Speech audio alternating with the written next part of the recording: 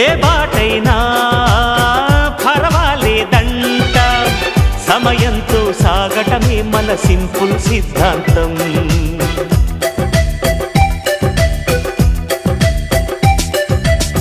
చిరుగాలికి పరిమళమిచ్చే సిరిమల్లెల వనమై ఉందాం, గగనాన్ని నేలను కలిపే హరివిల్లుల బంతెన అవుదాం. ఆనందం అంటే అర్థం మనమందా, ప్రతి పూట పాటై సాగే హుషారు సరిగమలో. ఎన్నో ఎన్నో రాగాలుండే సంగీతం కాదా, చల్లకి నవ్వుల కేరింత.